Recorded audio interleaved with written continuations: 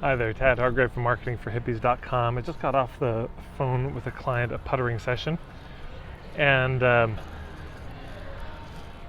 amazing. She did family constellation work. And if you don't know what family constellations work is, that's the point. That was her trouble. It's one of these weird, extremely weird modalities that when you initially describe it to people, they look at you like you're crazy. Like, what are you even talking about? That sounds mad. And it's hard to describe, like a lot of things, a lot of modalities. I know people in permaculture, this is the eponymous age-old struggle, is how do you describe what permaculture is? So she was really struggling with this. What do I say? So the first thing we talked about, I said, well, what are the contexts in which you're saying it? Because the way you describe it to one group may be very different than the other. So there were three. One is to her existing clients, who do other kind of work with her, a more intuitive, kind of work, maybe tarot reading or something like this.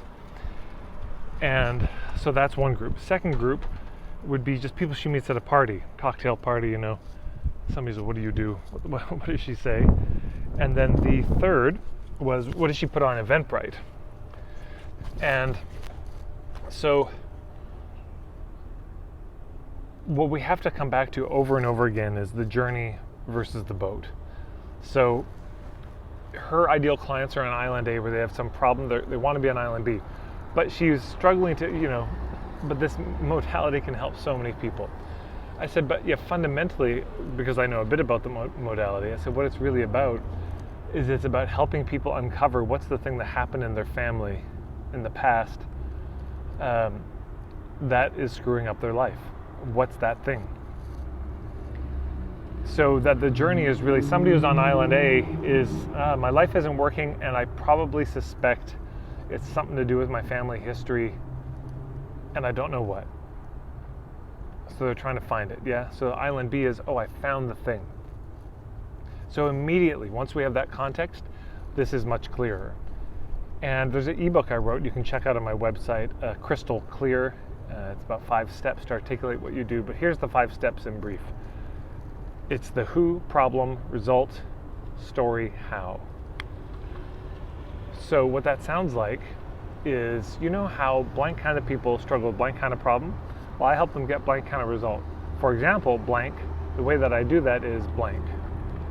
So there's more in the ebook if you want to dig into that. But so in this case, it would be something like, how there are a lot of people who things are just not working in their life. They've been stuck with a certain pattern. They've tried a lot of different modalities. It hasn't worked. And, something's just feeling off in a certain situation, or they're having reactions that are kind of way bigger than they seem like they should be. So I work with those people to help them figure out, and they silently kind of suspect this is probably something to do with my family history. Well, I help them find what that is. So for example, this woman came to my workshop to one of these family constellation things, and she had this situation. Now, what was interesting is I asked her, I said, could you write down some stories? She came up with 8 stories that were impressive, at least for her. 8 stories of clients that she'd worked with. And but when she told me the story, she did this classic thing of she told me the beginning and the end of the story. She said, yeah, this happened in the session, and then she had this realization. I said, wait, I don't understand how what you described led to that realization. And she tried again, and she said, well, it's because there's this field in the room. And I said, okay, but what happened? I said, well, I can't remember the details. You're just in the moment, you're in the flow, so I can't remember the particulars. And I said, that's your homework, is to remember the particulars, to go over those 8 stories and just do your best to remember what happened, what was said, because this happens all the time. I mean, imagine how uncompelling it would be. Somebody says, hey, Ted, tell me a story about your work. I said, oh yeah, this woman with family constellations, she couldn't really figure out how to articulate what she did. And we worked together and she was able to articulate it. That's not a story. That's not a, the middle is where the story lives. The middle is almost all the story. The middle is where your point of view gets to live and appear. And there was no middle in it. Or very little, not enough to make sense, enough to be confusing. And remember this, the confused mind says no. So I said, okay, that's your homework to figure that out, because if you say, yeah, you know how people struggle with things in their life, they suspect it's about family history, I help them figure out what that is, then they're going to want a story. Whether they don't or not, a story is going to be the most helpful thing. And so you give them a story. You say, yeah, this person came and here's what happened. Then you can talk about how. But when we get to the how, again, people think they need to say, oh, and I do this modality. You can do all 5 of those steps: the who, the problem, the result, the story, the how, never naming the modality. So I said, often it's, if somebody says, hey, I've got this amazing new healing process, you should come check it out. There are a lot of questions immediately in my mind, conscious or not. One of them is this an individual thing or a group thing? Is this in person or is this online?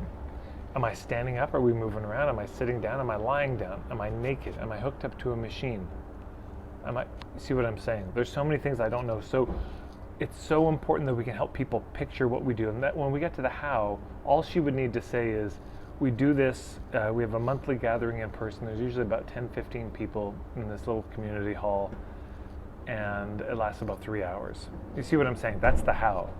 She doesn't even need to say the term family constellations ever, at all. It might be useful, because some people may know what it is, but sometimes these things are more trouble than they're worth. So then we said, okay, so that was for the conversation, those 5 steps. You know how these kind of people struggle with this, I help them get this result, here's the story, here's how I do it. That works for conversations, and I said, depending on how savvy they are about the holistic healing world, you just adapt that in the moment. But what about the Eventbrite?